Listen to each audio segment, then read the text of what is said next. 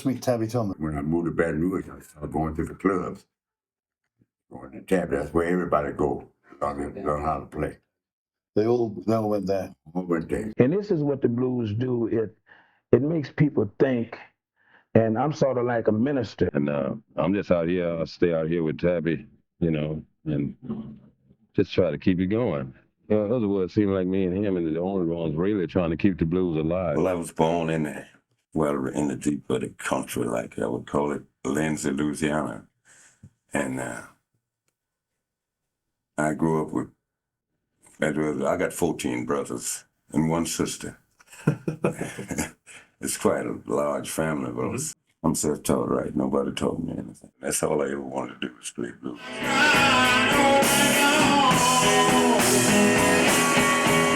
Blues have a meaning to it.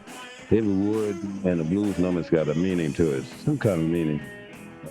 But you really can't sing the blues unless you have had some kind of problems down through life, some kind of way or another. And that's why I can really sing the blues. I've been up and down, you know. Now, how a white guy gonna experience that type of thing? You go in there and buy a hamburger, and you got to go around to the back to eat it. You go in there and you can't use the bathroom. These guys, Muddy Waters, them had to do that. You know, I had to do it. I had to ride on the back. My son don't know nothing about riding on the back of the bus. He can't sing no blues like me. It's just an everyday thing, a feeling that you just, when you're black, you have that anyway, you know? The blues. The blues. When you come here, when the doctor smack you on your behind, he's spanking you because you got the blues, you know? Because the blues is telling real, true facts, and a lot of things you hear today are just false, and they hear right now, and then next month or 2 or 3 months is gone and forgotten. But the blues is never forgotten.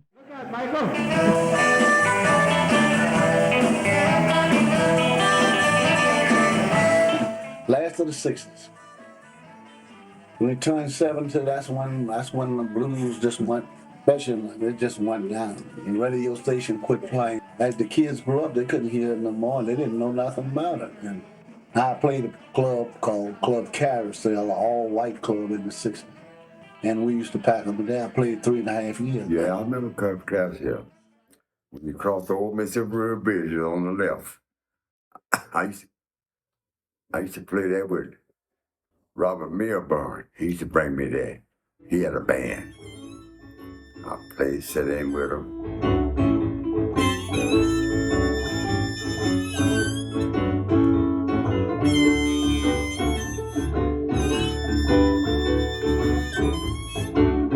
I played harmonica first before I learned how to play guitar. Oh, right. Then when I learned how to play guitar, I put the harmonica down. Then I found they had a rack to hold the harmonica. Then I put the two together. Every time Slim Hopper played, I would be there, and when they opened the door, I'd peep in there and I'd see him. So I used to go to Slim Hopper's house, and that's how I met him and Lightning Slim. When I went to the funeral, they buried him behind the nightclub. That's where he gambled at all the time, at this nightclub. Slim Hopper was a gambler. Yeah, across the river in the old Mississippi River Bridge. You go around there about 2 or 3 miles on the right was a nightclub. That's where Slim Hopper played.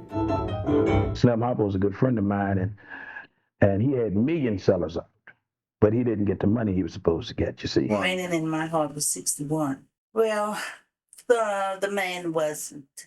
He really wasn't straight. He knew all about the business.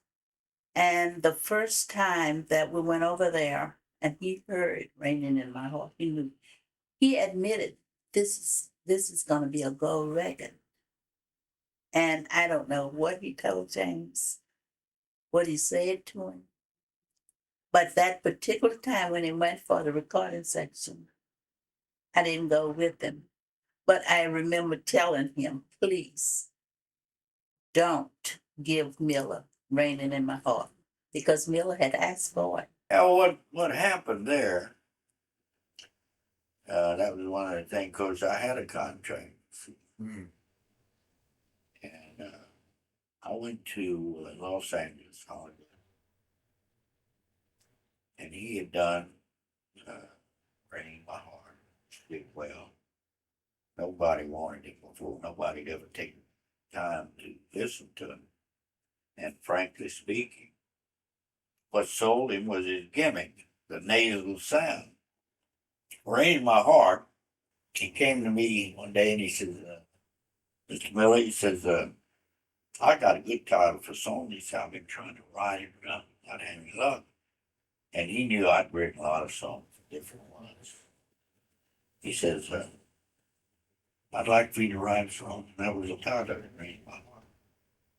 So I put that together for him, gave him 25%. And the thing hit, you know. And he wanted to buy him a car. He wanted to sell me his 25%. So I bought his 25%.